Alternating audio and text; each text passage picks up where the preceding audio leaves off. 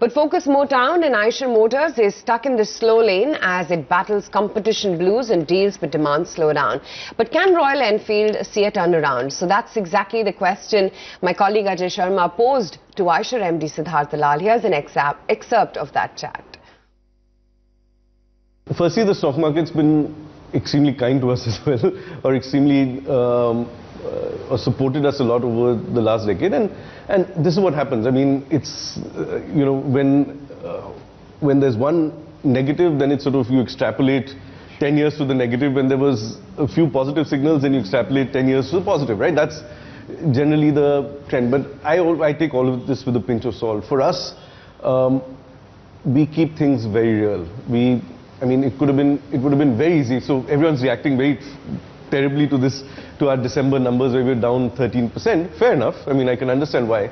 But it would have been very easy. It would have gone totally unnoticed if we just pushed 5,000-6,000 more motorcycles into the market. And, you know, I mean, that's what all other companies do. But we don't do that. That's not what we want to do. We want to keep it real. We want to make sure that our inventories are right.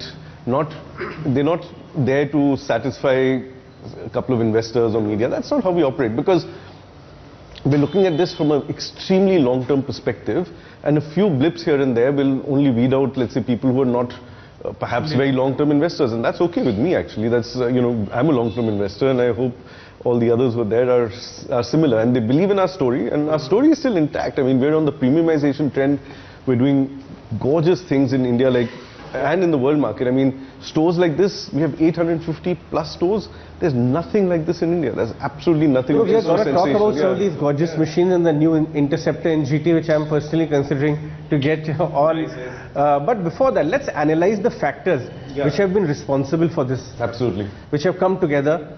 The tech upgrades, the ABS-related issues, the Kerala, your Chennai plant strike. Then there was insurance costs, ownership pattern, and of course, some of the markets are getting matured. Kerala floods. Talk to us individually how these have really impacted and come together and club together. It appeared big. I mean, it's not in our nature to sort of to justify and make excuses, because that's not the point of all of this. Sure, there have been a lot of individual things, but there always have been. Earlier, what happened was that we had a huge order book which could buffer for any individual problem. So if 5 years ago there was a problem like Kerala floods, then we had an order book in all other markets which could take care of that, right? So sure, there have been individual areas like certainly in markets, for example, you're talking about Kerala, we're talking about maturity of certain markets, all of that. But honestly, for me, the real thing which has happened, which has taken some time and is taking some time for the market to react to the new normal, is increased price. How about the comparative landscape then? Absolutely. Because there is a company which has come up with another, I know you wouldn't take the name, but it's also vintage kind of offering. One of the cousins of Royal Enfield last few decades has come back in the form of Java motorcycles. But Himalayan also, I've seen some of the international companies put their products near Himalayan. So you have had competition sniffing around and trying to put their products around your offerings. How are you analyzing the competitive landscape in particular with these two? So for us, we take competition very seriously. We study, understand, ride. I've ridden pretty much every motorcycle out there. Not in the very big motorcycle category, but basically everything which is either a source of growth for us, which is smaller motorcycles, or direct competitor to us. So we understand the motorcycle, we understand the product, we understand the idea, the distribution, the business model, all of that. So we put a lot of attention there, but our strategy is our own. It's not determined by other people. And what we do is, and of course, over the last 10 years, we've had such an outstanding growth. We're the most profitable from a percentage perspective motorcycle, perhaps even automobile brand in the world. So there will be competition. There will be guys saying, I want a piece of that pie, right?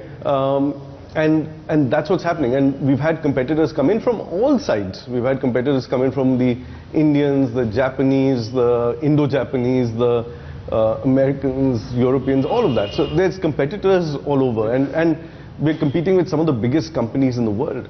But, and of course, everyone comes in with a different angle, right? So there are some which try and copy you or ape you or pretend, let's say more the copycat type of chaps. Then there are some who try and take the market to a different space. So that's what competition tries to do. Now, as far as we're concerned, we have some strengths which are absolutely on a totally different level.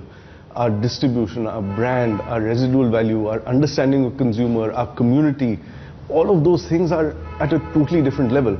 Our aftermarket, our all of that. It really decades for them to build all of that. So one is that, and the other is, people just expect to come in and do something interesting, but it takes perseverance. And that's what we're there for. We're single-minded focus. I mean, other companies that you talk about, they always hedge their bets. They have like 10 different things that they try and do. Hopefully one will stick. That's not our approach. Our approach is we do one thing, we do it superbly, and we move people in. And that's also been a testament to, if you've been now understanding what the new generation of products of Royal Enfield are about. It's about things like the Interceptor. And that's a totally different generation of product.